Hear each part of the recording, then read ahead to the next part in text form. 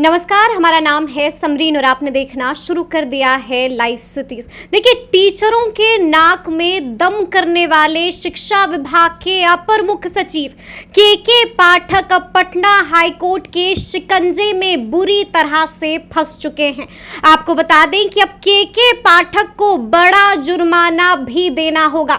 अब आप सोच रहे होंगे कि अब के पाठक ने ऐसा क्या कर दिया है और क्यों फंस गए हैं के पाठक।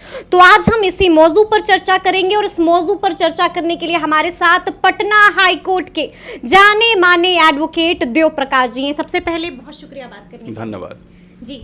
जैसा कि मैंने शुरू ही किया कि जो है के पाठक अब पटना हाई कोर्ट के शिकंजे में फंस गए, तो सबसे पहले तो हम जानना चाहेंगे आपसे कि मामला क्या कुछ है। देखिए, के पाठक व्यक्तिगत कोई शिकंजा में नहीं फंसे। ये मामला 2020 के दिसंबर में फाइल हुआ था और 2021 में रजिस्टर्ड हुआ है। मतलब अभी से 2.5 साल पहले का मामला है। संगीता कुमारी को इस नियोजन के शिक्षक हैं, उन्होंने कहा कि बाकी लोगों को हमारे तरह जो लोग अपॉइंट हुए थे उनका हो गया और हमारा नहीं हुआ, डिस्क्रिमिनेटरी है। और लॉ ऑफ डिस्क्रिमिनेशन आप जानते हैं संविधान ने मनाई है, उसके तहत वो रिट की थी। रिट में उनका आदेश भी हो गया, उसके बावजूद भी शिक्षा विभाग ने उनकी बहाली नहीं की। चूँकि इसका पूर्ण आदेश अभी तक हाईकोर्ट के पोर्टल पर आया नहीं है, इसलिए बहुत ही ज़्यादा उसमें एविडेंशियरी और फैक्चुअली ये स्टडी हमारा नहीं है उसके बारे में। जो थोड़ी मोड़ी बात उसमें है उसी पर मैं बता सकता हूँ कि ये उस तत्कालीन जो उस समय के additional chief secretary education department के इंचार्ज थे उनके नाम पर हुआ था। अच्छा। नियम क्या है कि जब वो फैसला आज हुआ तो आज के पाठक साहब बने हुए हैं CS वहाँ पर। वर्चुअली ये मामला भी पहले का है। व्यक्ति नॉर्मली जो MJC होता है, मानना की नोटिस होती है, वो व्यक्तिगत होती है।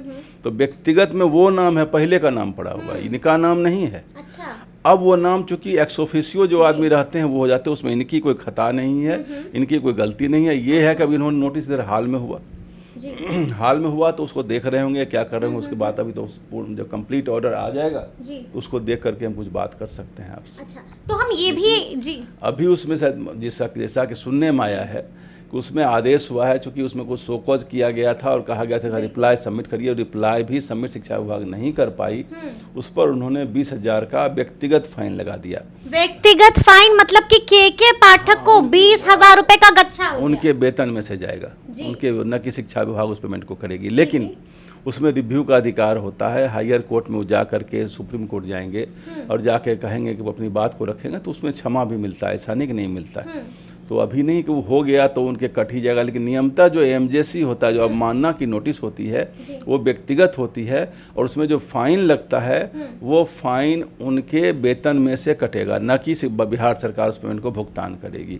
तो और दूसरा, कंटेम्प्ट में फाइन 20,000 रुपये कोई बात ही नहीं है। 20,000 तो इन लोगों का टी एक दिन का ₹1,00,000 से ऊपर होता होगा। वो कोई मामला है कंटेम्प्ट का। कोर्ट की अवमानना एक बहुत बड़ा सजा माना जाता है और सर्विस रिकॉर्ड में लिख दिया जाता है। तो सर्विस रिकॉर्ड में इस बात को लिख देना, ठीक है। अब तो ACS हो गए हैं, अब तो ये लोग क्लाइमैक्स के ऊपर हैं और कितनी हानि होगी इन चीज़ों से वो अलग बात है, लेकिन एक अपने आप में अच्छी बात नहीं मानी जाती है।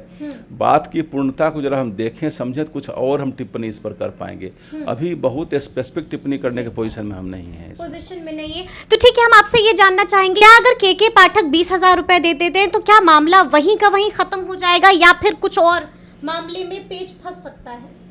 नहीं, ये तो भी MJC है, उसमें तो MJC में जो आदेश हुआ है मानने का तो वहीं हो चुका है।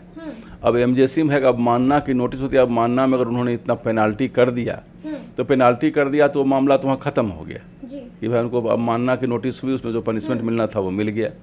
मतलब आपके कहने का मतलब जो संगीता कुमारी है उनका भला होगा कि नहीं होगा, तो फिर आगे भी इस बात को बढ़ेंगे लेकर के। और आगे अगर उनके पास पहले आदेश है तो पता नहीं उसमें LPA हुआ है कि नहीं हुआ है। LPA वो सब जब पूरा आदेश आएगा तो लिख करके मिलेगा। प्रथम दृष्टया इतना जरूर लगता है कि कुछ डिस्क्रिमिनेटरी एक्शन उनके अगेंस्ट में हो गया है, जो और लोगों का हुआ है और उनका नहीं हुआ है उसके अगेंस्ट में गए हैं। हो सकता है सरकार इस बीच में उसको पालन भी कर दे, उनका जो होना है वो उनकी बहाली भी कर दे और बच गई 20,000 की बात, तो फिर इस पर शोकॉज रिप्लाई दे करके फिर से रिव्यू के लिए जा सकती है इस बात पर। ये बहुत बड़ी बात नहीं। अखबारों में जिस ढंग की बात, चूँकि के पाठक थोड़ा सा नाम चीन IAS ऑफिसर हो गए हैं बिल्कुल, तो चर्चाओं में उनके बने नाम रहते पर हैं। हर बात को बहुत ज़्यादा फैलाता है। ये कोई व्यक्तिगत बात नहीं है, विभागीय बात है। उस समय वो थे भी नहीं और इनके समय का वो इनएक्शन है भी नहीं, वो किसी किन्हीं और के समय का विभागीय मैटर है।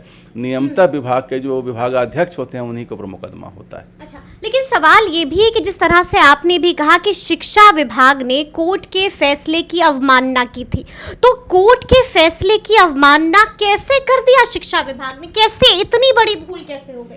देखिए, सरकार पर अवमानना की नोटिस तो हजारों में पड़ी हुई है कोर्ट में, जी। हर विभाग से कुछ न कुछ लेकिन जितने के पाठक के रहते हुए ऐसा कैसे हो गया?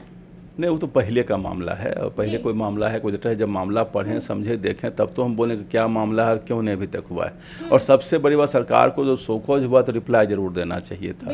ये उसमें एकदम स्पष्ट है कि शोकॉज का रिप्लाई अभी तक तो शोकॉज तो पहले दिया गया होगा ना, के पाठक के रहते हुए जानकारी तो होगी के पाठक को। शोकॉज का रिप्लाई अवश्य पढ़ना चाहिए था। तो के पाठक ने ऐसा कैसे कर दिया? देखिए, वो तो उनके वकील की गलती हो सकती होगी, जो वकील साहब हैं, लेकिन शोकॉज रिप्लाई पर विभाग ही बनाता। लेकिन के पाठक इससे बेखबर होंगे, ऐसा भी कैसे हो सकता है? बेखबर नहीं होंगे, अब तो खबर कर दिया लोग, आप लोगों ने इतना हल्ला किया, खबर तो हो ही गई, होता एक्शन लेंगे उसके ऊपर। शोकॉज रिप्लाई तो पढ़ना चाहिए था, लेकिन अब तो ये केस डिस्पोज ऑफ हो गया। अच्छा, अब इसको अब तो जुर्माना देना होगा। अब तो जुर्माना देना होगा या इसके अपील में जाएंगे, उसके जो ऑर्डर हुआ उसके अगेंस्ट में अपील में भी जाएंगे वो। अच्छा, एक आखिरी सवाल आपसे लेंगे वकील साहब कि जिस तरह से हम लगातार कह रहे हैं कि अब तो जुर्माना देना होगा, तो क्या जुर्माना देने से बच भी सकते हैं के पाठक, या फिर ऐसा भी हो सकता है कि अगर के पाठक जुर्माना नहीं दे तो फिर क्या होगा? नहीं, जुर्माना तो अगर नहीं, या तो अपील में जाएंगे तो उसको स्टे कराएंगे जी, और नहीं स्टे कराएंगे तो जुर्माना तो देना ही पड़ेगा। और अगर नहीं दिया तो उनके पैसे में से कटेगा, वेतन में से कटेगा, कल को नहीं तो फिर पेंशन में से कट जाएगा, कुछ भी हो सकता है। इसलिए उनके हक में है इसको खत्म करा लेना, हक में है। नॉर्मली जब रिटायरमेंट के बाद ये सब चीज़ बहुत भारी पड़ जाता है और सर्विस रिकॉर्ड में इंटर हो जाता है, तो ये उनके अपने करियर के लिए अच्छी बात नहीं होगी। करियर के लिए अच्छी बात नहीं होगी। कोर्ट की अवमानना एक अच्छी बात नहीं होती है, किसी भी पदाधिकारी ब्यूरोक्रेट के लिए अच्छी बात नहीं मानी गई।